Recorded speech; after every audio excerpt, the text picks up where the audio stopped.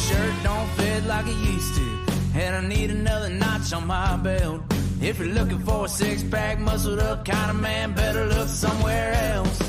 Yeah, I can stand to lose a few pounds, but for right now, I'm working on my dad bod. Oh my God, ain't gotta be hungry to eat. Welcome to Talking Sports here on Dads with Bacon. Me and the boys are going to cover the big game and a bunch of other fun topics tonight. Let's bring them all on in. Let me talk to you. Yeah.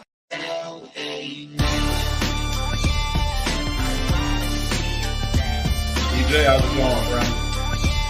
Hey, what's going on, man? We all know the whole nation's going to say, let's go Chiefs. Yeah. Excellent. And I think we got a little friend from the Northeast joining us here in a second. Is that Brandon coming on? What's going on? Brandon, what's new, my friend? How you doing? We're ready for San Fran to whoop ass. Here it comes. Like the new background, by the way. Looks nice. Mm-hmm. And Sure does. Sharko, what's fun join us here, buddy? What you got for us?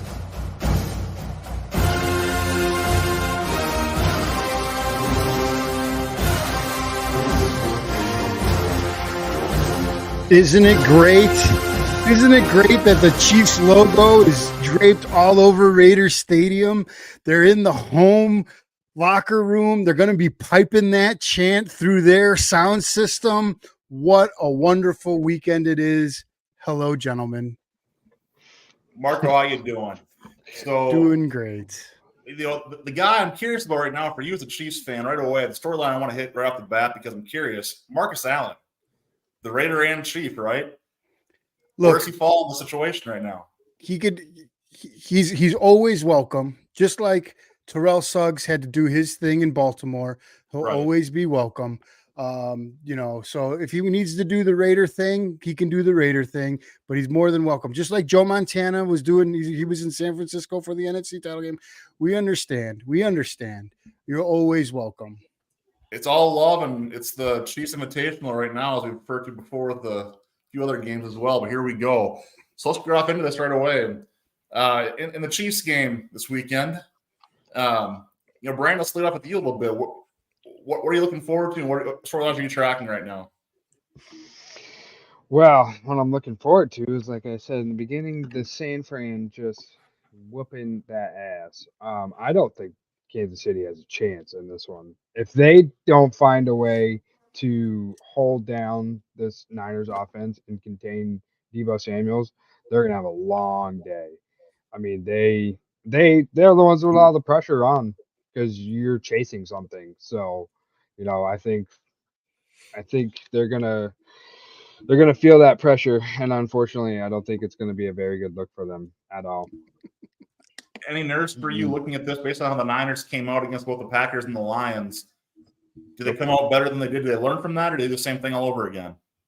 Yep, because they have that man pulling the trigger in Brock Purdy. And he has shown from the Green Bay game, he's shown from the Lions game that when it matters, when every throw matters, he's there. And he makes them, and they win the game. So as long as he can play Brock Purdy football, they'll be fine. They'll be fine. I'm not worried at all. He didn't look good in those two games. He didn't look good in the Packers game, and he didn't look good in the first half against the Lions. But like I said, in that second half when they were down 17, they needed it. He willed them, let them down, did his job. Same thing with Green Bay. That one drive, they needed it, let him down. So there's the one thing I'm looking at from the Niners defensive side is that the pass rush was not there like we thought it would be in the Lions game or the Packers game. Do Bosa and Young click 100% here? And do we see big sack numbers come up here? And what do you expect to see there, Brandon? Yeah, I mean, you got the defensive coordinator coming out publicly and saying this is bad, and then calling your teammates, just telling your whole defense, this is embarrassing what we're doing. I mean, and it is. You haven't allowed more than 70 yards rushing all season, and then you get into the playoffs, and you just allow that your running game is gone, just gone, and your lack of effort on tackling and effort to chase guys down. Like, it's not like we don't see this. Like, we can go back and it's right there. We can see Chase Young not having any effort to go make that tackle, and no attempt to pass rush. There's nothing there. So I think that is going to light a fire under their ass, and that's where you're going to see this Niners team that you have seen all year finally come out, because it's their revenge game. They know if they lose this against Kansas City, there's a different look that and discussion that's going to be happening about the 49ers team. So, okay, flipping the other side here, Sharko. What you think, and what do you think about the comments here from our friend Brandon on the games weekend? What are you expecting, and what are you following?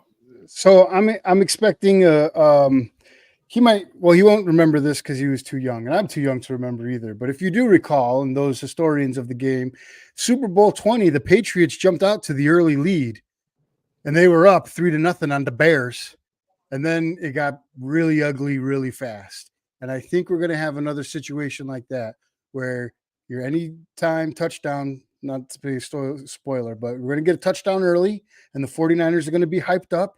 And if you remember the last time they were in the Super Bowl, they got hyped up, but there was still 10 minutes to go in the game. There's going to be a lot of time left to go in the game. Andy Reid and his first scripted plays are amazing in the first half. They know what to do, and they execute well. They always have problems in the second half. So they're the opposite of what the 49ers are.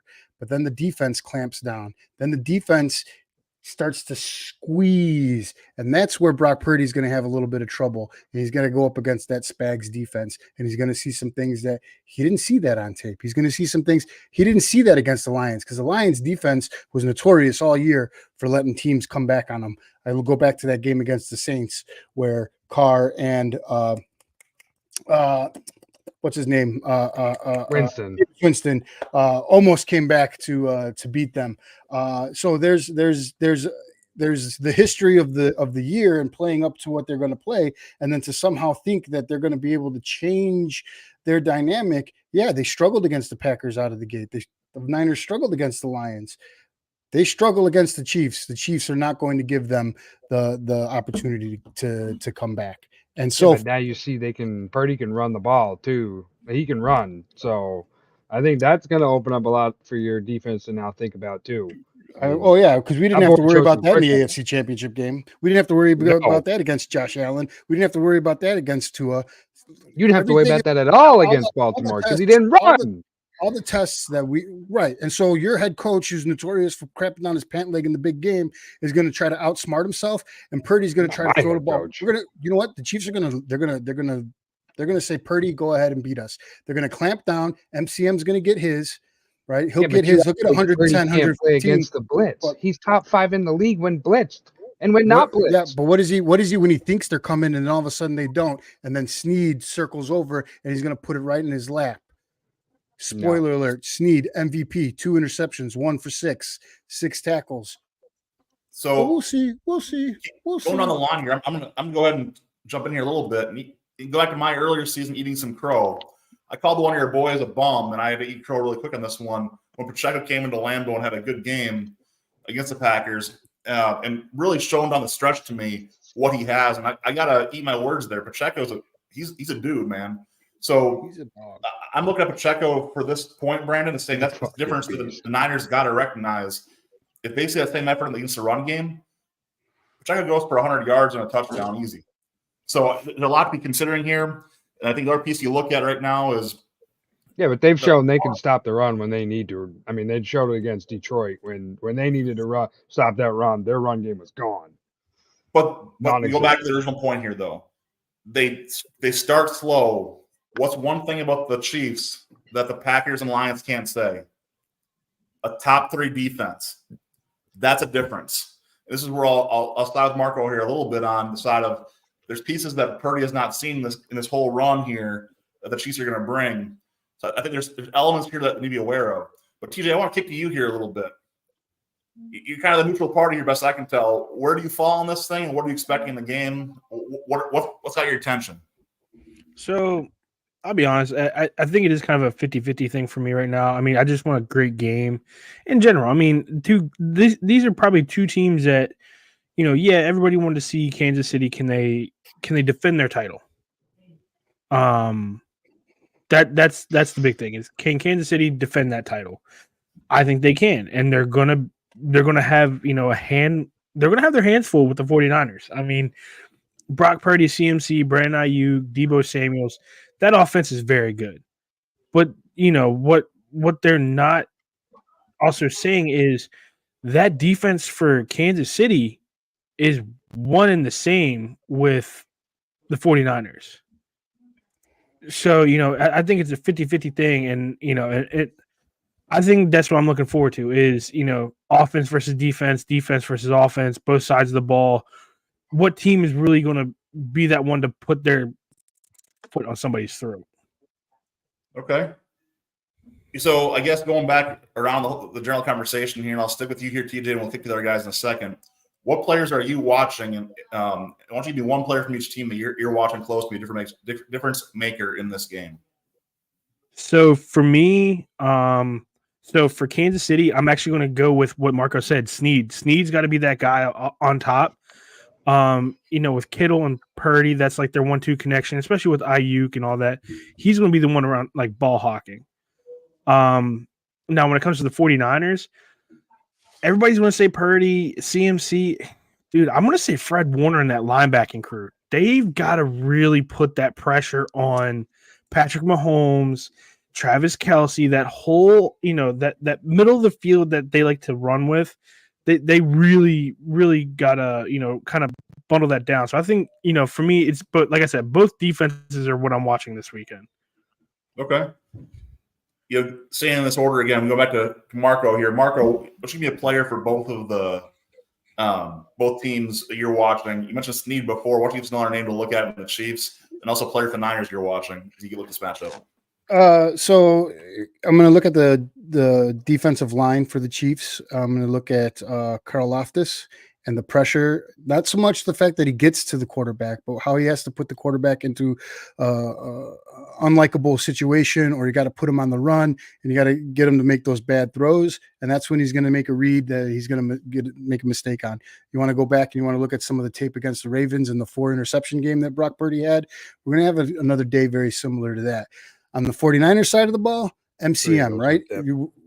We're going to let him eat, give him his 100, 110 yards. But if he gets over 115, 120, then we know that they're getting gashed. We know that there's a problem. And then that means that they're running and not throwing, which means they're either playing with a lead or it's still very close. So those are going to be my keys: the defensive line for the Chiefs and the time of possession and running attempts that the 49ers are going to be up against. All right. Gotcha. And then Brandon, player from each side you're watching for the difference maker. You mentioned Purdy before. Was there no one you want to highlight for the Niners? And then looking at the Chiefs, were you watching? It's the defense for the Niners. It's the defense because you haven't looked good this whole postseason. I mean, you've stepped up when you needed to step up, but you have not looked good at all. And you can't have another 20-10 lead going into the fourth and below that. You can't. You had that game. You can't do it. They have better pieces, I think, this time. But they really need to step up because the offense is going to do what the offense does. And that's put up points. So, and for the Chiefs, it's got to be that defensive line, because if they can't find a way to at least try to disrupt Purdy and get him off his mark a little bit, they have no chance. Purdy's going to eat you alive, and he's just going to go off. So it's essentially both defenses, both teams, because I don't think you're not going to see anything different from Mahomes. He's going to play the same check down game he's been playing, which has been working. This playoffs. Check down game. How many passing yards he have last Super Bowl? I don't even think he broke 200. Right? What do you do? Check down game. What do you do? All right. What do you do? Check down. What do you do? Great. Boom. Check down. So he's going to do the same thing. It's going to be Patrick Mahomes. So you're not worried about that side. So it's all defense. Well, let me flip that a little bit on you for a second here and look at what Travis Kelce did against the Ravens as my first example here. Travis Kelce is the guy that game I'm watching. plan on both sides was terrible. Well, what I'm going to say is that Travis Kelce, I mean, was it 11 catches against the Ravens? 12 catches? 11. So, Yeah. I mean, that's where I'm looking at. To me, Kelce, if he really is potentially looking at retirement, maybe he is, maybe he isn't. I don't know. But I think this is a game where he has more eyes on him than he's ever had in his career. The Swifties are watching him. I'm looking at Travis Kelce as a guy that I want to see him show up and show out and not disappear like he did at moments late in the season. But the man is, in my opinion, easily top 3 tight end we've seen in our lifetime, possibly of all time. And it's a guy that this is a moment I want to see those big players shine. But going to a little different angle here, guys. I want to look at when I see Super Bowls looking back. There's 2 pieces that seem big games. What they tend to do is you see turnovers and injuries can massively swing what we see happen in the game. And the third element is special teams. When looking at the over-under for Brock Purdy interception was 0.5. So literally the over-under is if he throw in or not. So I'm looking at what we've seen in the playoffs says he probably will. Look at the full season says he probably won't. Mahomes has made his career off of protecting the ball. So I think I'm looking more so at where does that turnover happen and who gets that big momentum swinging play to create that moment. So welcome back, TJ. But beyond that, guys, I guess I'm looking at this also from a standpoint, and I want to hear your thoughts on this one. I'm going to bump to TJ as he joins back now. The coaching matchup is fascinating to me. Andy Reid, Kyle Shanahan, both these guys in their own right have been deemed offensive geniuses, and rightfully so. So I think you highlight the defense quite a bit here, but TJ, do me a favor and look at the coaches from your standpoint as a player, as a coach. What are you looking for from the coaches as we try and dissect this game? So, I mean, it's funny because, Mark and I both are youth football coaches on ourselves. So, we can kind of, I don't want to say we can be in their shoes because I don't think I've ever been in a championship game that, you could win buku dollars on this one. But, Andy Reid, I think, is one of those coaches that, dude, they could go into halftime down 21-0. And I feel like he may have the most level head in the world and just be like, hey, guys, we screwed up in the first half. We know what we can do in the second half. We just got to adjust. And he makes his adjustments. You better hope that don't happen. Well, then you got Kyle Shanahan, who's probably got to change his tampon in the middle of the fucking game because he's too scared. Oh, okay. All right. But, so that being said, guys. Just saying. I want to take a peek here, and we're going to go to what's the line look like for the game. Right now, the Niners are favored by 2.5. The over-under at 47.5. Brandon will lead up with you here again. I mean, you've been clear about taking the Niners, so I'm assuming you're laying those points. Where are you at the over-under? What do you think? Yeah, this is like I said, this is going to be a blowout. I think that. So definitely taking the over on this one. But the Niners have been favored all year, and they've been the better team all year. So, I mean, that line's fine. I think it's been accurate all year. So. Okay. So you're taking the over in the Niners, lay the points? Yep. All right. Wrong turn off. You can track what I'm saying. Marco, you got a laugh out of that one. I did because it is going to be a blowout, but it's going to be the other way around. It's going to be a 31-7 Chiefs.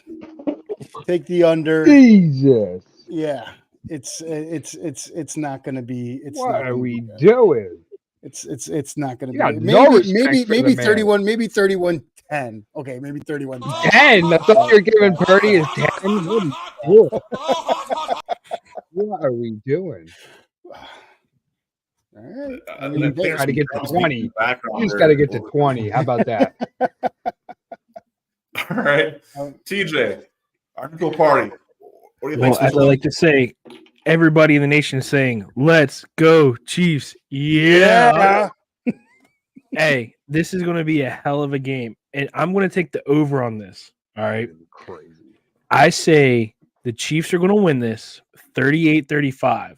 Wow. Butker's going to get his money worth on that last second field goal. It's going to be a hell of a game, dude. I'm excited for it. So I'm on the other end from here, TJ. I'm taking the under, and I'm taking the under hard. Like I'm under 40 in this game. I'm looking at this saying that I can see a 21-10, 21-14, 20-14. I'm looking at this and seeing the defense the Chiefs have had. I'm hard pressed. You look at the games; they've not given up 20 points in hardly any games the second half of the year, much less the whole season. I'm looking at that as saying that this is a race to 20, and I don't think both teams get past that line. So I'm looking at this, expecting this to be. I'm taking the Chiefs. I will use the term correctly now. Lay the points. The Chiefs win straight up, and I'm going with the under 47.5. But before we go on to that next piece here, we got a friend who wants to join us here, Brad. What are you talking about?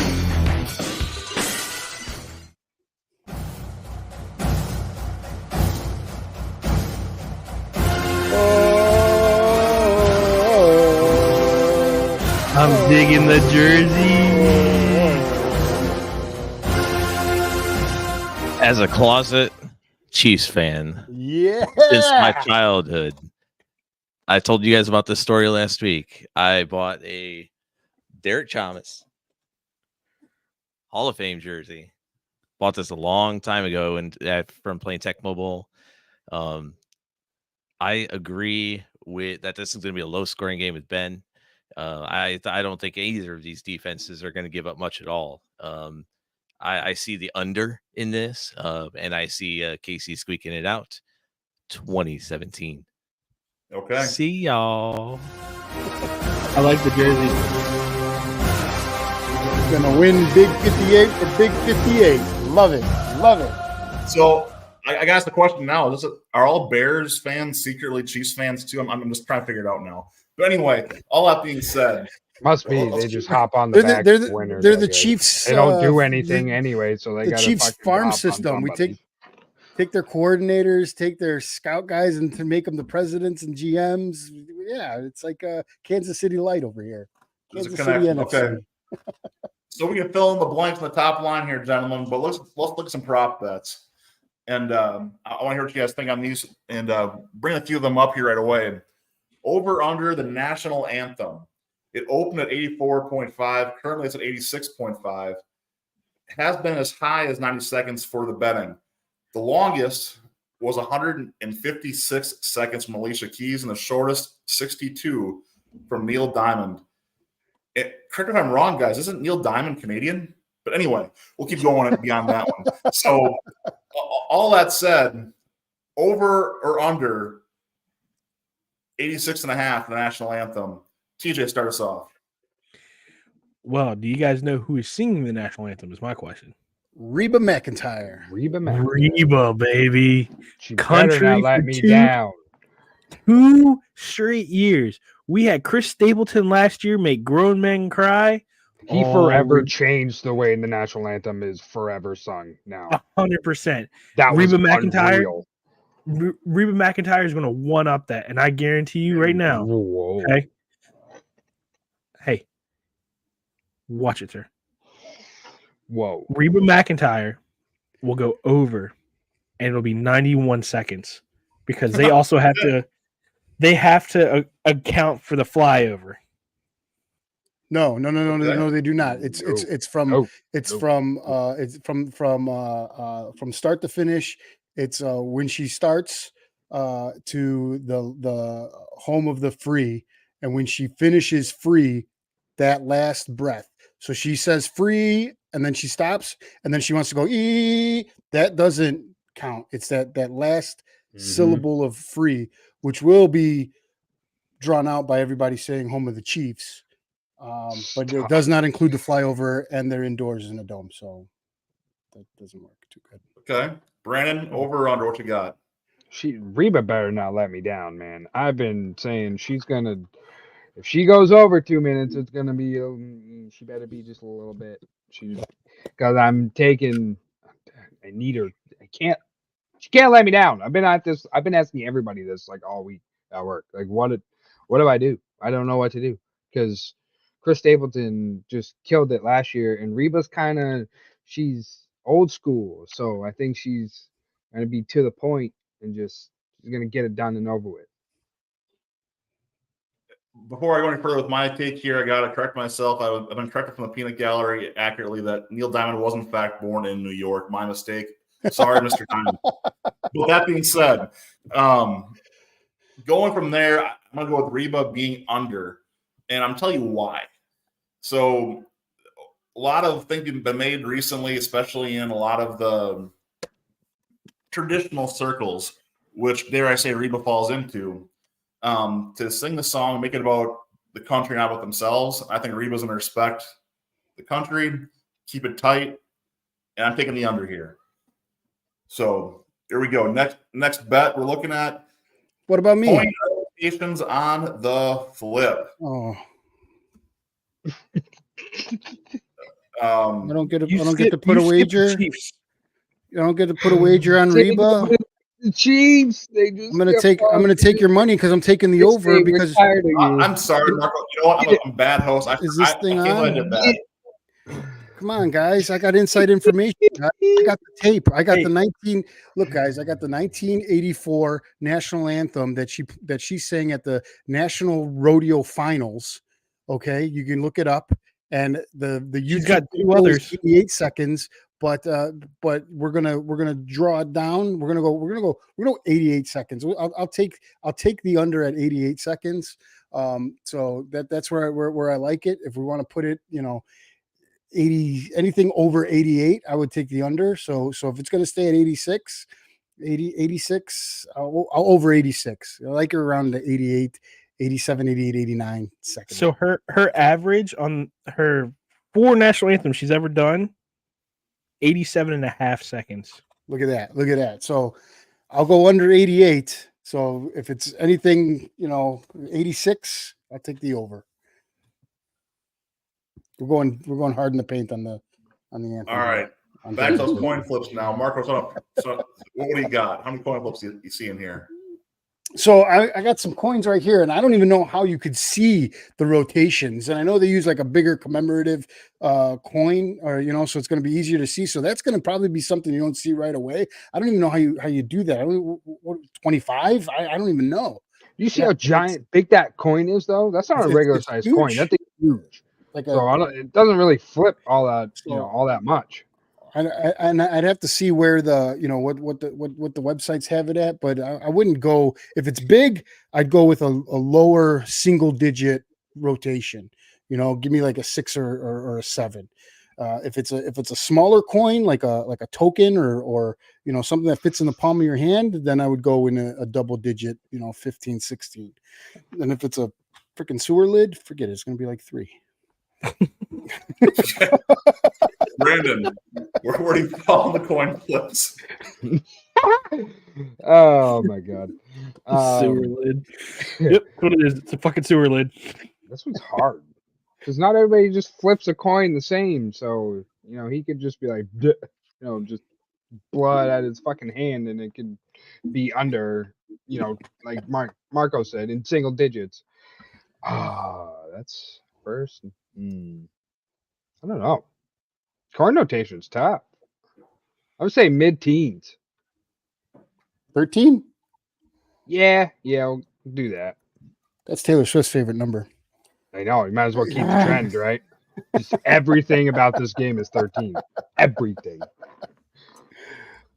TJ, what do you think? Well, I'm gonna go with Marco and saying this is gonna be a massive fucking sewer lid, and it's gonna be a 3 rotation. No, I honestly think this is gonna be. Well, I'm wondering if they're gonna have one of those like special captains, and they're not gonna know how to flip it. Like, so somebody come out there saying. So we're. If I have to give a number, all right, I give it 10. 10 rotations. Okay. Not a bad pick. I'm actively Not a searching bad to see pick. if I can figure out what's the diameter of the stinking coin used for the coin flip. Like, now you got me curious. I'm going to assume the bottom of a beer Hubcap. bottle, roughly, sounds about right. Call that ish the size. I'm going 7. Because why not? All right, first number of the scorer, odd or even. First number of the Odd. first scorer, I assume that's supposed to say. Yeah, So yeah. First number of first score, first- odd or even. All right. Well, what's McCaffrey's number? 22? 23. 23? So odd. All right. Yeah, Oh, that's what you're going off of. Yeah. I thought First it, number of the scorer. So whoever scores, their number, is it even or is it odd? So is it Pacheco even number? Is it? Confused the shit out of me. yeah, that hey, How is us it public confusing? education. Put it on there. I Listen, didn't even put this on there. us public education kids First from Maryland number of don't score. understand that. First number of score. You're thinking. Jersey I'm number of the thinking, first like, score. Of the first score, odd or even. It does Brad not did say this. jersey number. Okay. Well, what do you think it is? Number of score. The number. Right The number of the scorer. Who he scored? It's his number. All right, guys. Number of- I'll tell us right now. Come on. Yeah, we'll move on. All right, who has the first penalty? Chiefs. TJ, Chiefs. what do you think? Chiefs. No Chiefs. way. Chiefs no way. offense. Chiefs on a They false led start. the All league the in defense penalties. are gonna be listen, holding. hold on. Before we Led the bitch league and in moan and penalties. groan, Hold on. this TJ, is a huge I hear you. game. This is a huge game. Everybody's going to have jitters. So I see the Chiefs getting the ball first, and the first thing is going to be a false start. It's going to be Travis Kelce trying to show off for Taylor Swift. It's going to be a false start. Okay. Brandon, what do you think? It's on Chiefs offense, and it's going to be a false start. Or no, sorry, holding. It's going to be a holding because It's going to be a false start, Right. and this is a It's gonna be holding a now. holding. It's going to be a holding, right, on the right guard because he don't know how to fucking stop getting penalties. So yeah, you guys are definitely getting that first penalty. Now, to be fair, they didn't know how to call a hold in that Ravens game against the Chiefs either. But we'll move on from that one. Absolutely. Up to Marco. First Holding. penalty. Holding 49ers defense. Former Chief Shavarius Ward. We'll be picking on him all day. Go for it. Okay. I'm going to go something obscure. Something stupid on the kickoff. Let's go with the block in the back. Oh, So I like that one. So I'm going with something stupid there. Jitters come out. Someone loses their mind. Dumb penalty right away. I'll stay from the Niners just to be different. So first turnover. Marco's frame back to you. Oh, there he is. Marco, first turnover. Who do you got? Purdy. Purdy's going to be the only one that turns the ball over today or Yeah. on Sunday. So All right. Mhm. Brandon? Yeah, it's going to be a receiving cord that can't catch a ball. So, they're slippery hands that they don't know that. So it's going to go tip ball, and it's going to be an INT, and I am hoping it's Ward. Oh, my God. You better hope it's not Ward. TJ? I say it's a strip sack for the Chiefs defense against Brock Purdy. Okay. I like it. Fair enough. I'm going to go with the first one is the Chiefs will force a turnover. I'm going to go with the interception.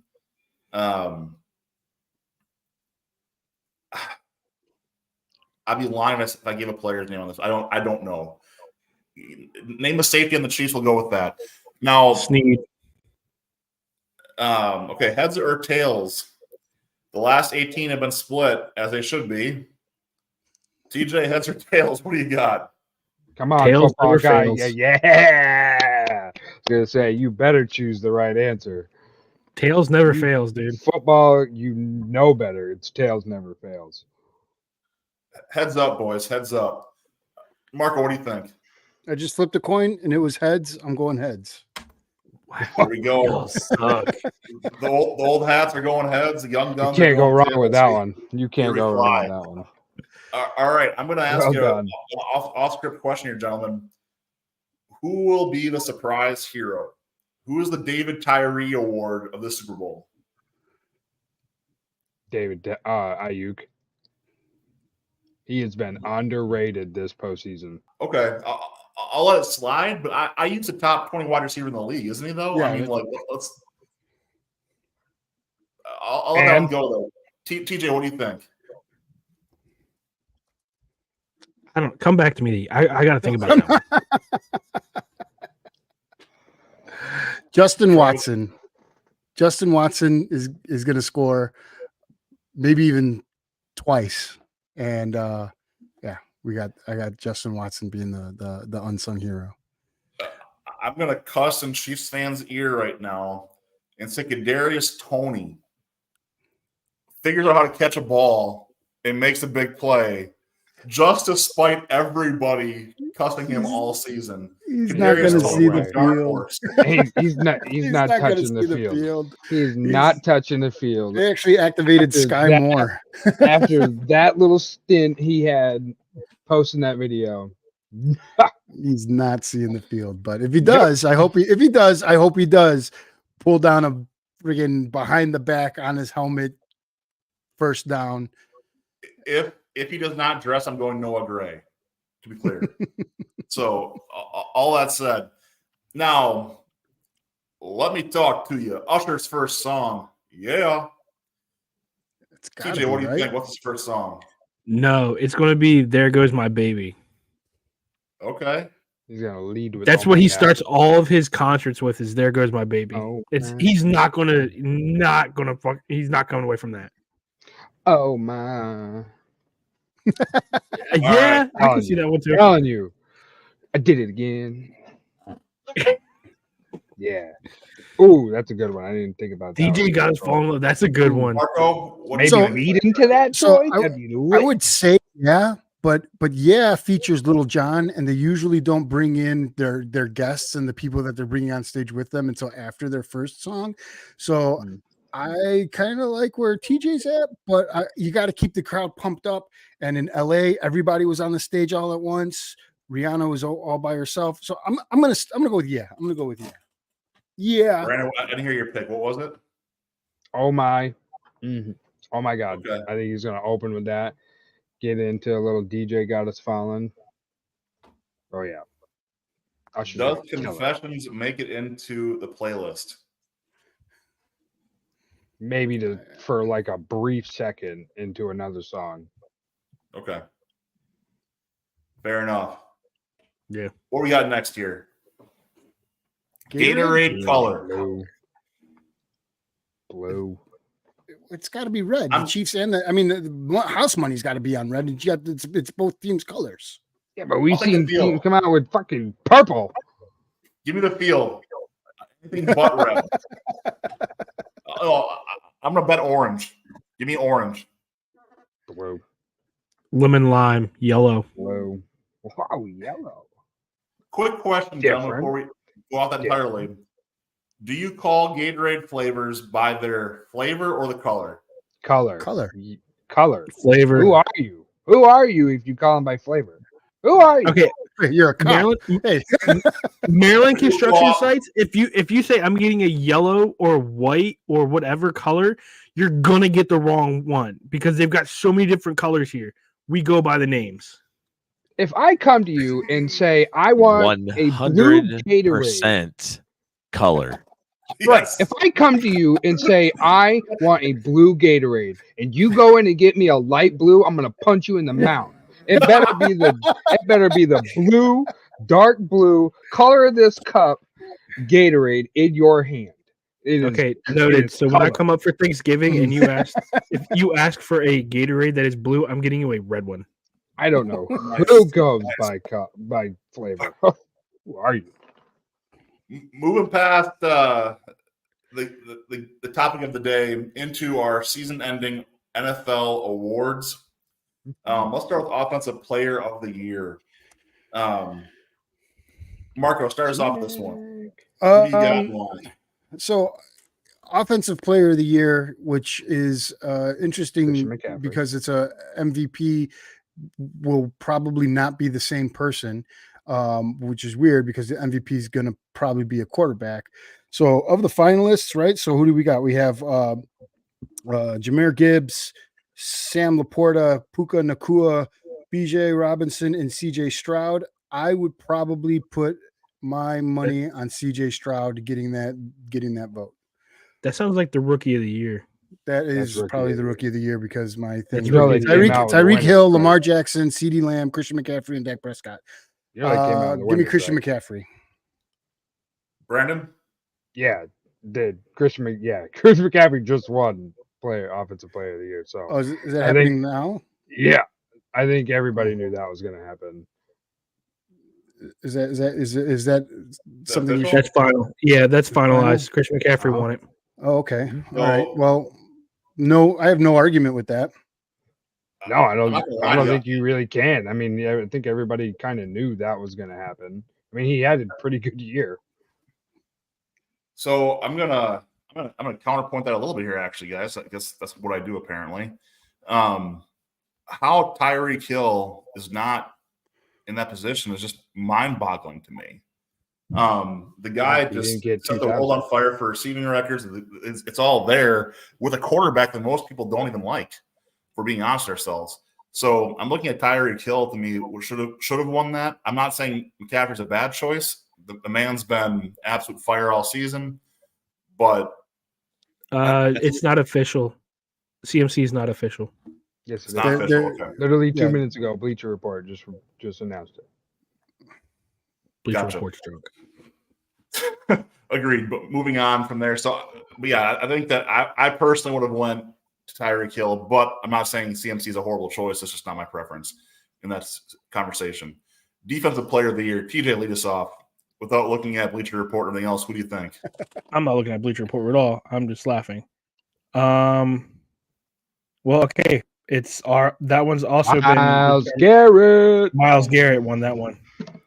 I was shocked at that. Yeah, I would have went to Ron Bland on TJ. That one. No, I would have gone TJ Watt on that one. I would have gone. Had a bomb. I would have gone to Ron Bland as well, just because of the history that he made with the pick sixes. Sure. But I also feel like that doesn't accumulate as much. Where you also have Myles Garrett, who had the most pressure in the NFL on quarterbacks. Sacks were not there, but his pressure and his tackles were there. So we'll see. I mean, I thought TJ Watt had a better statistical year than Myles Garrett. And I'll even go. I'll say that without Micah Parsons on that defense, that Bland doesn't have the season he had. That's another story too. So Myles Garrett's not a bad call there. It's probably been my pick without any other things being put out there. But bro, how do they get these people to win this thing? Offensive Texans are killing this year. Texans are killing it right now, dude. I mean, you knew Stroud was going to get Rookie of the Year. There was if you argued that, you better have a damn good argument, because I think what Stroud did was unreal. The Texans were horrible last year. I would say that was probably the hardest one, and I don't know what the vote totals look like, but Jahmyr Gibbs, Puka Nacua, and CJ Stroud were definitely. I mean, Puka had a good year too. Don't get me wrong, but I mean, what Stroud did taking over Texas like that was not supposed to happen. Look, I'm going to call this what it is, and you guys can hate me for saying it. Puka is the Brock Purdy of candidates here. It's the later pick, the guy who shouldn't be in the position he's in, who blew everyone away and played above his supposed value, is where that conversation comes in. Puka was great. But to your point, Stroud took a team that was horrific with a rookie head coach, and made them a playoff team. So that's definitely worth calling out there. So hold on before we move on. Yeah. So we said Houston's running the table with these rewards. If that's the truth, then why did Kevin Stefanski win Coach of the Year? That's bull. I honestly, that's bull, because and this is where I think, in my eyes, I think DeMeco Ryans should have won this one. But not just to run the tables with the Texans, what he did with that team. Now, in a close second, Dan Campbell. But it's a very close second. And then you fill in from there. They got that one battered. Oh my goodness. I don't know how you don't pick D'Amico let me as coach of the year. I want to hear Marco's thoughts here too, because we skip past him here a lot. I want to focus on our conversation, what we think here. Looking at coach of the year, Stefanski is not a ridiculous pick if you think of what he had to deal with. You lose arguably one of the best running backs in the league in Nick Chubb. You lose Deshaun Watson, and you're in a division that they were picked to finish in dead last, and by most people looking at the thing preseason, and they were a runaway 5 seed in the AFC playoffs this year. So, I mean, look at the total piece of work there. They had, again, an elite defense and an offense that still stood up when they needed to. They made Joe Flacco look like his younger self. DTR looks like a steal to them right now. I mean, the point I'm making here is that this team, coaching has to be recognized for the job they did with Cleveland. I would have picked LaFleur. Nobody's denying. I would have picked LaFleur before Stefanski. Nobody's denying Harbaugh before Stefanski, and he's in the same division. I would have picked Harbaugh before Stefanski. He's in the same division. Yeah, I don't like the Stefanski. I don't understand that. There's D'Amico. What D'Amico did, you don't see that ever. I mean, he took a rookie quarterback, and you're a rookie coach, and you took a rookie quarterback to 4,000 yards and was it was a legitimate MVP candidate at one point in time in the season. That does not happen. And you did the Panthers go Cam Newton, though? Did they go from worst to first in the NFC South also? No. Mm-mm. So right after Cam Newton came in, they went from worst to third, and then from third to first. Okay. Mm-hmm. So there's a run there in the NFC South that was worst to first like 3 or 4 years in a row for the division. But I'm just probably misplacing my ears there. That's crazy. I don't get that. I'm going to take what Troy said. There were no massagers on the team for the Browns. That's unreal. No masseuses. Masseurs. All right. So before we go any further with this, though, I want to Marco run me through, because you've been shut out here a little bit. Run me through your awards, who and why on each of these. Because we kind of got spoiled here with the spoilers, but what do you think, and who would you have picked for these awards and why? So again, right. So rookie of the year, CJ Stroud, you have to say that what he did as a rookie was great. I see your argument for Tyreek Hill. But Christian McCaffrey is him. Defensive player of the year, I mentioned Deron Bland. I think Micah Parsons maybe took some votes away from him. Myles Garrett is a good pick. Anybody but Max Crosby, that's great. Going in for the MVP. Now, yes, I'm upset that Mahomes isn't a finalist for this. Yes, I'm not saying that Lamar Jackson is MVP caliber. I would have probably gone with Josh Allen with all the adversity that he faced through the year, punchy face, getting a new offensive coordinator, and the stats that he put up and where he brought his team from. We threw him out. We threw him out in November, and they won their division and hosted the divisional round. I would have probably would have Josh Allen as MVP. I don't think that's been released yet or given away yet. Mm-hmm. And then he's got a good chance to sneak that in too. Realistically, comeback player of the year this is a hill that I'll stand on. The dude died. Damar Hamlin. Who cares if he had 2 tackles all year? You still got to practice. You still got to get in shape. You still got to play an NFL game after you die. And he did. And he was in the most memorable fake punt attempt in modern history. So yeah, Joe Flacco came off his couch and did great. Baker Mayfield, I don't know if it's comeback. I mean, he was in crappy positions and crappy teams, and he's just Baker Mayfielding it. I would go with Damar Hamlin. If anybody else wins it besides him, I'll find it to be a disservice. And I don't care about coach of the year or assistant. I don't really see what Hamlin did. Flacco. He gave 2 tackles in the NFL. How many tackles do you have in the NFL? Flacco. How many tackles do you have in the NFL? Literally sitting on his couch. How many tackles do you have in the NFL? His couch, and he comes back and just throws for 300 yards. Like he just came back from unemployment. That's a good job. Well, yeah, 2008 called, and they want your accomplishment back. How many tackles do you have in the NFL? How many times have you died? Okay, so end of story. That's a good story for the beginning of the season, but Joe Flacco was way better coming off the couch. He came back.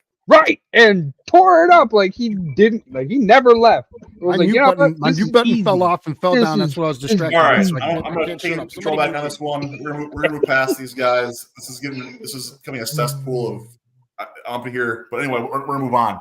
So as far as the rest of this goes, I think that looking at the rest of the awards, the one debate I want to have here, quick before we move on, though, should the MVP be renamed or adjusted to come off the best quarterback award? We've talked about it in our chat separately. Should college football have this right? Looking at best positional players, utilizing that. What should we be looking at and why? TJ, I want to hear you first. So the way that I look at this, the MVP race, all right, and this is how I was listening to it on Sports Talk this morning. They go off of your stats for the season, not in the playoffs. Okay, win-loss percentage does not account for this. It accounts for passing yards, passing attempts, and completions. So in my eyes, if you're going to do an MVP, and the majority, a good majority of the guys in the MVP race are quarterbacks, it is not the most valuable player, it's the most valuable quarterback. So, in my eyes, the way I see this right now, if we're asking for MVP right now, easily Lamar Jackson is going to take this. Now, if we're going to add it to playoffs, do whatever, yes, Lamar Jackson choked, AFC Championship, whatever. Take it away from him. They're going to give it to Brock Purdy. He's in the Super Bowl, whatever. And so is CMC. I honestly think Lamar Jackson wins it this year. Now, if we're going to do most valuable quarterback, that's fine. Make the MVP something where somebody has to do something special. Wide receivers, whatever, running backs, tight ends. I mean, hell, do we have an offensive line award this at all? Because those guys, without those guys, you ain't got a most valuable quarterback, most valuable player. So MVP, I feel like MVP every year should be the offensive line award. Who has the best offensive line? Boom. I love it. Brandon, what do you think? Yeah,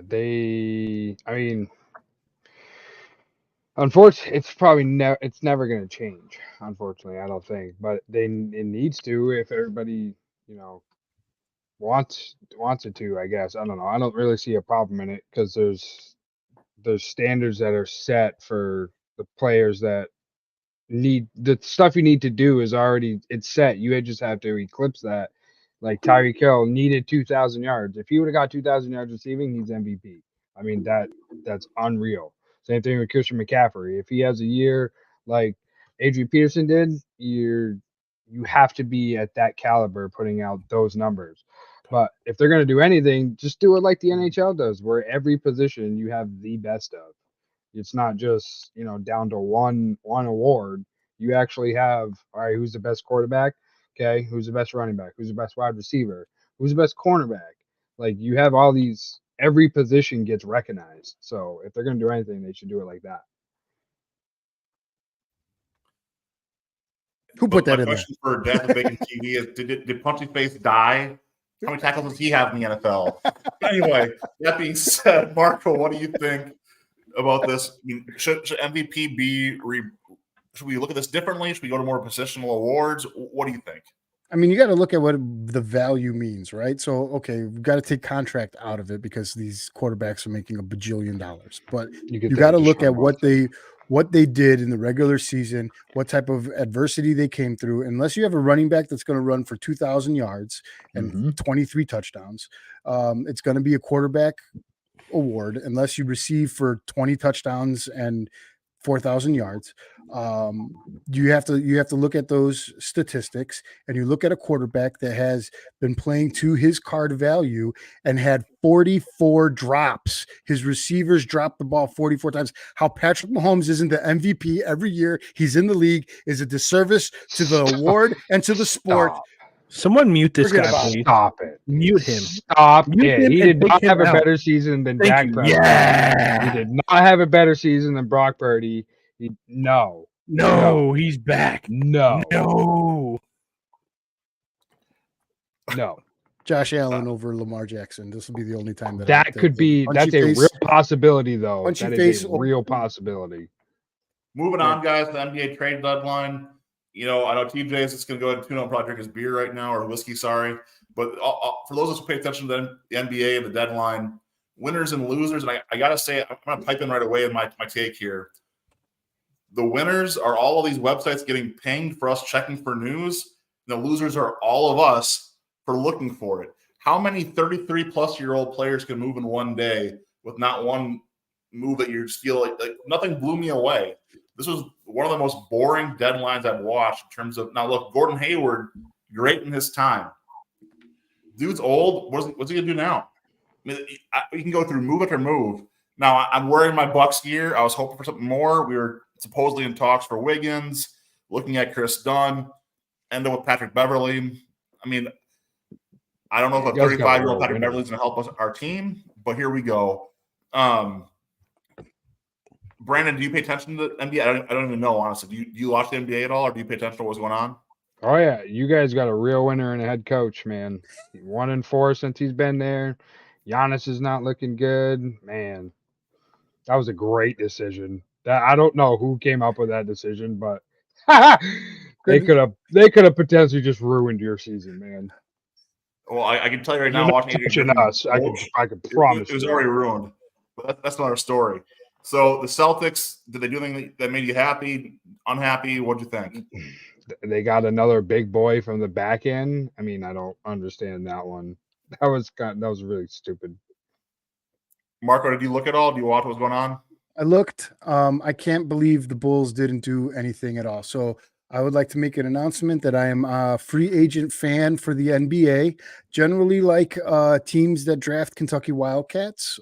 So if you have a bunch of former Wildcats on roster, maybe I'll go to the Pacers with Big O. Maybe I'll get on the Anthony Davis train. I don't know. Karl Anthony Towns. Maybe I'll be a Minnesota Timberwolf. But the Bulls are such a dumpster fire after dumpster fire after dumpster fire since Jordan. You come root for Porzingis. It's okay. Maybe I'll be a Mavs fan. Tyler Hero is my favorite Wildcat of all time. I'll give you that right now. That's another story too. Oh, I like the Heat. I have ties to Miami. I can go be a Heat fan. Yeah, so they get let down in the playoffs every year. At least I'm in the playoffs. But look, guys, if we're trying to sell to sports fans, most of us are let down every year. There's only one champion every year, right? So the rest of us are looking up at that champion saying, wish that were them. Not in the NBA. The NBA has only had 11 champions since 1968. Insane, isn't it? It's crazy. You look at the past decade, though, it's been the most tumultuous, if you will, in terms of the streaks there. But there's been more turnover the last decade or so that way, having different teams win, especially the last 5 years. Yeah. But, I mean, we'll see what we get. As far as other stories to go here, cleaning up the MLB free agent market and trades, we kind of pitching catch a report next week. So this is coming quick for us. And any big moves? I'll skip to it. Where does Bellinger end up? That's the question now, right? Where's Bellinger playing this year? Chicago. He's got to show up at spring training. He's probably gonna. It's Scott Boras holding out and waiting and letting the Cubs bid against the Cubs. Another exciting guy that'll hopefully show up somewhere next week is Trevor Bauer.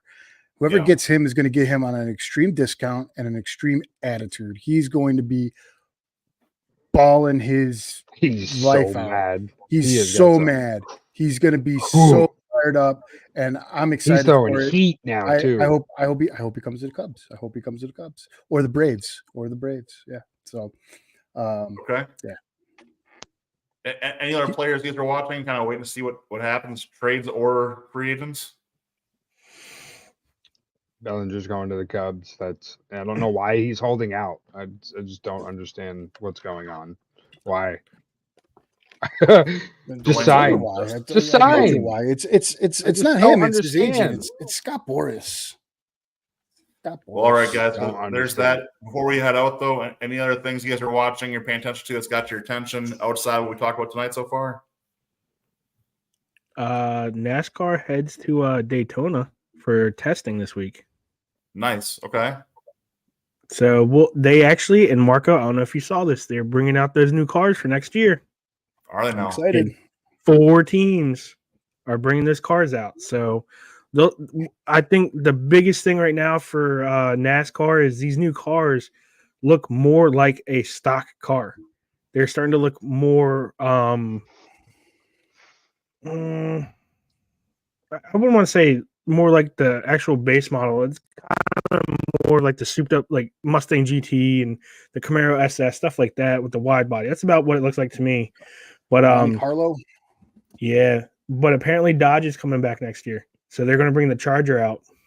Nice. Okay. Brandon, what else are you watching right now? Ain't nothing besides the Niners kicking that ass, baby. Well, I was hoping the Bruins are last year's playoffs. I got you. Marco, what are you watching? Hockey's heating up. They're coming back from the break. The Kraken schedule looks good. They're 2 points out of the wild card and the new playoff systems that they have. So I'll be staying up late watching some Kraken games. Well, boys, I'm going to tell you right now, I'm all about that wrestling. So hoping that, for those of you who are not aware, we do have a wrestling show Tuesday nights after Hot Take Tuesday, 8:15 here on Death with Bacon. Love to have you guys join sometime. Looks like we'll have the Boss dropping in Boston with AEW, with that Boston BOSS in the background of their graphic. I think it's pretty much clear there. Looking forward to Elimination Chamber. And hopefully we'll see Triple H posted tonight, allegedly. Going to let Cody finish the story at WrestleMania. But The Rock also says he's wrestling at Mania, so we'll see what happens. But I am, forgive the pun, full gear on wrestling right now. So, Super Bowl party food. What are you bringing? Or what are you looking forward to eating this weekend? Marco. So I was going to do some Kansas City inspired barbecue and fire up the smoker. We got some mild weather here, although I do barbecue and smoke it in all weather, but when it's super cold, it takes longer. But I'm preoccupied with sectionals for high school wrestling, so I might not be able to get back in time to really time it all out. So, but yeah, I usually do like a themed Kansas City barbecue and then a cool stadium bunt cake.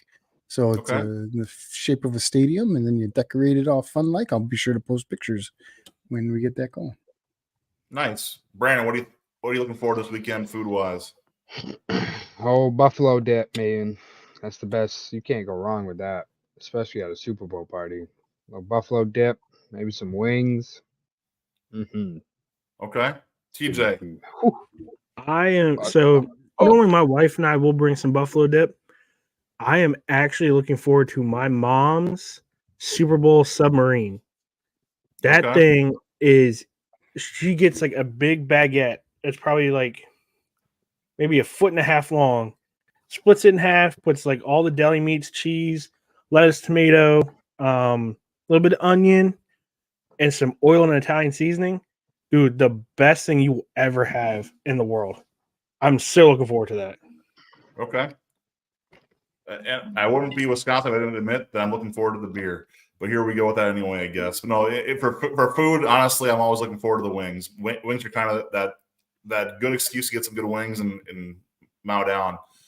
So, guys, we're at our time here for this week. Everyone has commented. Sorry we didn't get to as many comments we wanted to. But thank you for being here. Thank you for watching. And, guys, have a good week. And enjoy the game. Go Chiefs. Yeah.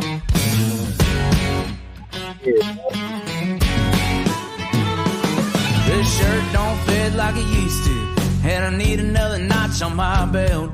If you're looking for a six-pack, muscled up kind of man, better look somewhere else.